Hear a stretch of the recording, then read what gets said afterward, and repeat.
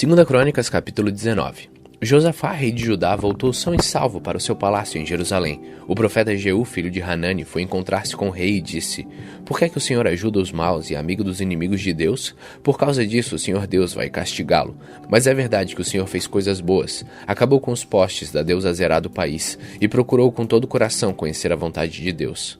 Josafá continuou morando em Jerusalém, mas tinha o costume de visitar o povo no país inteiro, desde Berseba no sul até a região montanhosa de Efraim no norte. Ele fez com que o povo se voltasse para o Senhor, o Deus dos antepassados deles. Colocou juízes em todas as cidades de Judá, protegidas por muralhas, e lhes deu a seguinte ordem: Tenham cuidado quando decidirem algum caso, pois o que vocês fazem é em nome de Deus, o Senhor, e não em nome de criaturas humanas. E quando julgarem as questões, Deus estará com vocês. Portanto, respeitem a Deus e tenham cuidado com o que vão fazer, pois o Senhor, o nosso Deus, não tolera os que cometem injustiça, nem os que usam 2 pesos e 2 medidas nos julgamentos, nem os que aceitam dinheiro para torcer a justiça. Em Jerusalém, Josafá colocou alguns levitas, sacerdotes e chefes de famílias, para julgarem os assuntos religiosos e as causas de moradores da cidade. Ele lhes deu a seguinte ordem: Cumpram com honestidade todos seus deveres para com Deus, o Senhor, respeitando e obedecendo-lhe com todo o coração. Quando seus patrícios da cidade de Judá apresentarem a vocês causas de morte ou qualquer caso de obediência às leis, estatutos ou regulamentos, avisem a eles que não cometam pecados contra o Senhor, a fim de que ele não castigue vocês e os seus patrícios. Se derem esse aviso, vocês não serão culpados. O grande sacerdote Amarias terá a última palavra nas questões religiosas, e o governador de Judá, Zebadias, filho de Ismael, terá a última palavra em casos não religiosos. Os levitas ajudarão nos serviços do tribunal. Coragem, pois, e mãos à obra, e que o Senhor Deus esteja com os que fazem o que é direito. Segunda Crônicas, capítulo 20. Algum tempo depois, os exércitos dos Moabitas e dos Amonitas, junto com os Meunitas, invadiram o país de Judá. Alguns homens vieram e disseram a Josafá: Um exército enorme do país de Edom veio do outro lado do Mar Morto para atacar o Senhor. Eles já conquistaram a cidade de Hazazon-Tamar. Hazazon-Tamar e a fonte de Gedi são o mesmo lugar. Josafá ficou com medo e orou a Deus o Senhor pedindo socorro. Depois deu ordem para que todo o povo de Judá ajudasse. Todos se reuniram para pedir socorro ao Senhor. De todas as cidades do país, o povo veio a Jerusalém. A gente de Judá e de Jerusalém se reuniu no pátio novo do templo, e Josafá se pôs de pé no meio deles e orou assim: Ó Senhor, Deus dos nossos antepassados, Tu és o Deus do céu e governas todas as nações do mundo. Tu és forte e poderoso, e ninguém pode resistir ao Teu poder. Tu és o nosso Deus, expulsaste os moradores desta terra de diante do Teu povo de Israel, e deste a terra deles para sempre a nós, os descendentes de Abraão, Teu amigo. O Teu povo tem morado nesta terra, e aqui construímos um templo em Tua honra. Nós dissemos assim: Se alguma desgraça cair sobre nós como castigo, seja guerra ou doenças ou falta de alimentos, então nos ajuntaremos em frente deste templo, onde Tu moras, e no nosso sofrimento clamaremos a Ti, pedindo socorro, e Tu atenderás o nosso pedido. Agora os Amonitas e os Moabitas, junto com os Edomitas, invadiram o nosso país. Quando os nossos antepassados estavam vindo do Egito, Tu não deixastes invadir as terras daqueles povos. Por isso os nossos antepassados se desviaram delas e não destruíram aqueles povos. Mas agora eles nos pagam assim. Estão nos atacando para nos expulsar da terra que nos destes para sempre. Ó nosso Deus, castiga essa gente, pois não somos bastante fortes para resistir a esse enorme exército que está avançando contra nós. Não sabemos o que fazer e olhamos para Ti pedindo socorro.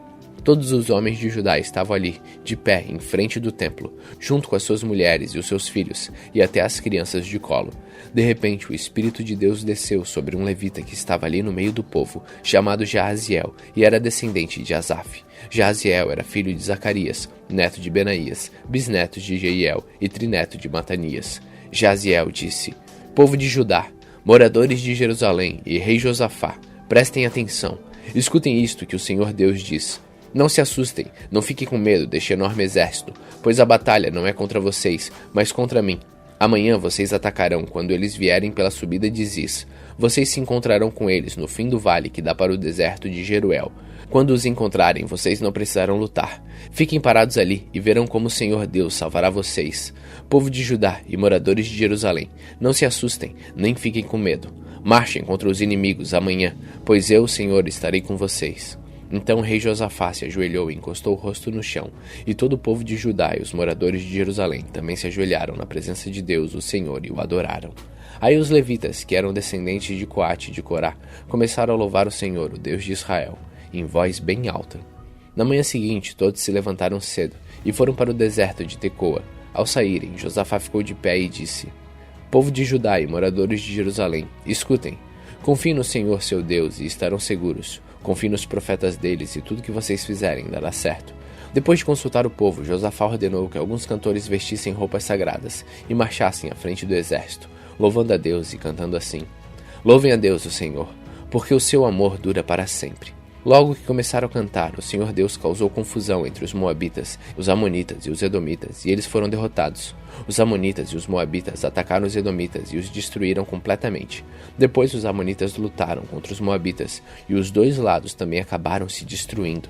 Quando o exército de Judá chegou a um lugar alto no deserto, eles viram o chão coberto de mortos. Ninguém tinha escapado com vida. Aí Josafá e seus soldados avançaram e começaram a pegar tudo que havia no acampamento inimigo. Encontraram muitos animais de cargas, armas, roupas e objetos de valor. Levaram 3 dias pegando as coisas, mas havia tanto que não puderam levar tudo. No 4º dia todos se reuniram no Vale de Beraca e louvaram o Senhor. É por isso que aquele lugar se chama Vale de Beraca até hoje. Depois os soldados de Judá e de Jerusalém, com Josafá à frente, voltaram alegres para Jerusalém. Estavam contentes porque o Senhor Deus lhe tinha dado a vitória na luta contra os seus inimigos. Quando chegaram a Jerusalém, foram até o templo, ao som da música de harpas, liras e trombetas. Quando os outros povos souberam que o Senhor havia derrotado os inimigos de Israel, ficaram todos com medo. Assim o reinado de Josafá continuou tranquilo, pois Deus lhe deu paz com todas as nações vizinhas. Josafá tinha 35 anos de idade, quando se tornou rei de Judá. Ele governou em Jerusalém 25 anos. A sua mãe se chamava Azuba e era filha de Sili. Como Asa, seu pai, havia feito antes dele, Josafá fez o que o Senhor Deus considera certo, mas os lugares pagãos de adoração não foram destruídos, pois o povo ainda não tinha resolvido adorar somente o Deus dos seus antepassados. Todas as outras coisas que Josafá fez, desde o começo até o fim do seu reinado, estão escritas na história de Jeú, filho de Hanani, que faz parte da história dos reis de Israel. Mais tarde, o rei Josafá se tornou aliado de Acasias, rei de Israel, que vivia uma vida cheia de maldade. Eles fizeram um acordo para construir navios que fossem até a Espanha.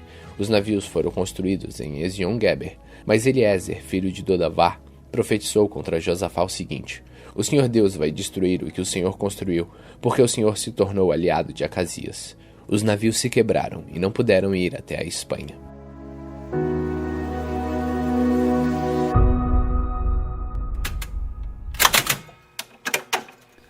Salmos capítulo 16. Guarda-me, ó Deus, pois em ti eu tenho segurança. Eu disse a Deus, o Senhor: Tu és o meu Senhor, tudo que eu tenho de bom vem de ti. Como são admiráveis as pessoas que se dedicam a Deus. O meu maior prazer é estar na companhia delas. Aquelas que correm atrás dos outros deuses trazem muito sofrimento para si mesmos. Eu não tomarei parte das suas ofertas de sangue, nem adorarei os seus deuses. Tu, ó Senhor Deus, és tudo o que eu tenho. O meu futuro está nas tuas mãos. Tu diriges a minha vida. Como são boas as bênçãos que me dás, como são maravilhosas. Eu louvo a Deus, o Senhor, pois Ele é meu conselheiro e durante a noite a minha consciência me avisa. Estou certo de que o Senhor está sempre comigo. Ele está ao meu lado direito e nada pode me abalar. Por isso meu coração está feliz e alegre. E eu, um ser mortal, me sinto bem seguro. Porque tu, ó Deus, me proteges do poder da morte. Eu tenho te servido fielmente, e por isso não deixarás que eu desça ao mundo dos mortos. Tu me mostras o caminho que leva à vida. A tua presença me enche de alegria e me traz felicidades para sempre.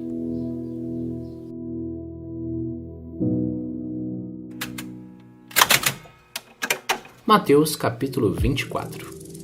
Jesus saiu do pátio do templo e quando já estava indo embora, os seus discípulos chegaram perto dele e chamaram a sua atenção para os edifícios do templo. Então ele disse: Vocês estão vendo tudo isso?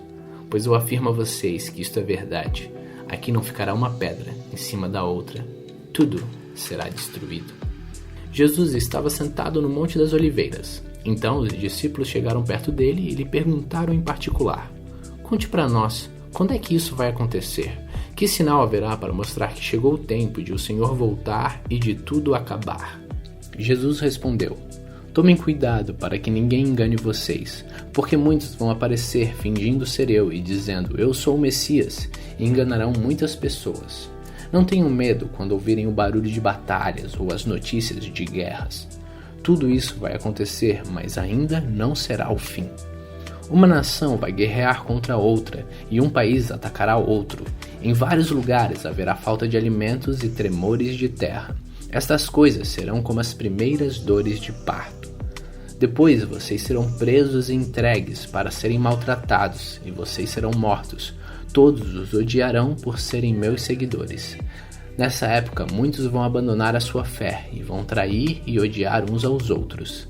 Então muitos falsos profetas aparecerão e enganarão a muita gente. A maldade se espalhará tanto que o amor de muitos se esfriará. Mas quem ficar firme até o fim será salvo. E a boa notícia sobre o reino será anunciada no mundo inteiro como testemunho para toda a humanidade. Então virá o fim. E Jesus continuou: Vocês verão no lugar santo o grande terror de que falou o profeta Daniel, que o leitor entenda o que isso quer dizer.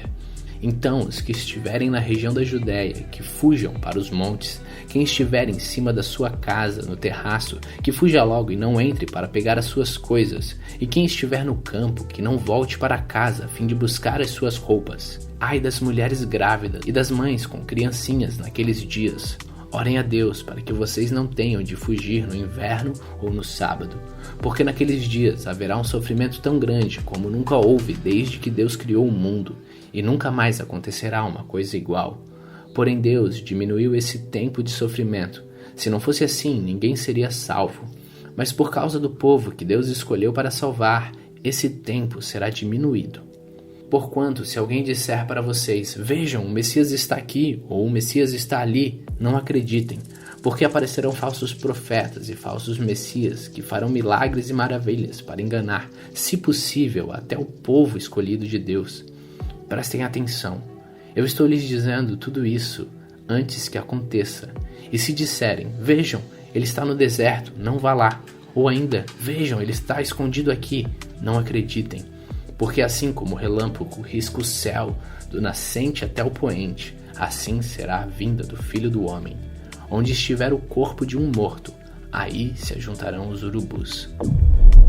Jesus continuou falando: Depois, naqueles dias de sofrimento, o sol ficará escuro e a lua não brilhará mais. As estrelas cairão do céu e os poderes do espaço serão abalados. Então o sinal do Filho do Homem aparecerá no céu. Todos os povos da terra chorarão e verão o Filho do Homem descendo nas nuvens, com poder e grande glória. A grande trombeta tocará, e ele mandará os seus anjos para os 4 cantos da terra, e os anjos reunirão os escolhidos de Deus de um lado do mundo até o outro. Jesus disse ainda: Aprendam a lição que a figueira ensina. Quando seus ramos ficam verdes e as folhas começam a brotar, vocês sabem que está chegando o verão. Assim também, quando virem acontecer estas coisas, fiquem sabendo que o tempo está perto, pronto para começar. Eu afirmo a vocês que isto é verdade. Essas coisas vão acontecer antes de morrerem todos os que agora estão vivos. O céu e a terra desaparecerão, mas as minhas palavras ficarão para sempre. Jesus continuou dizendo: Mas ninguém sabe nem o dia nem a hora em que tudo isso vai acontecer. Nem os anjos do céu, nem o Filho, mas somente o Pai. A vinda do Filho do Homem será como aquilo que aconteceu no tempo de Noé. Pois antes do dilúvio o povo comia e bebia, e os homens e mulheres casavam até o dia que Noé entrou na arca. Porém não sabiam o que estava acontecendo, até que veio o dilúvio e levou a todos. Assim também será a vinda do Filho do Homem. Naquele dia 2 homens estarão trabalhando na fazenda, um será levado e o outro deixado. 2 mulheres estarão no moinho moendo trigo, uma será levada e a outra deixada. Fiquem vigiando, pois vocês não sabem em que dia vai chegar o seu Senhor. Lembrem disto: se o dono da casa soubesse quando ia chegar o ladrão, ficaria vigiando e não deixaria que a sua casa fosse arrombada. Por isso vocês também fiquem vigiando, pois o Filho do Homem chegará na hora em que vocês não estiverem esperando. Jesus disse ainda: sabemos que é o empregado fiel e inteligente que o patrão encarrega de tomar conta dos seus outros empregados, para dar a eles os mantimentos no tempo certo. Feliz aquele empregado que estiver fazendo isso quando o patrão chegar. Eu afirmo a vocês que isto é verdade. O patrão vai colocá-lo como encarregado de toda a sua propriedade. Mas se o empregado for mau, pensará assim: o meu patrão está demorando muito para voltar. Então começará a bater nos seus companheiros e a comer e a beber com os bêbados. E o patrão voltará no dia em que o empregado menos espera, na hora que ele não sabe. Aí o patrão mandará cortar o empregado em pedaços e o condenará a ir para o lugar aonde os hipócritas vão. Ali ele vai chorar e ranger os dentes de desespero.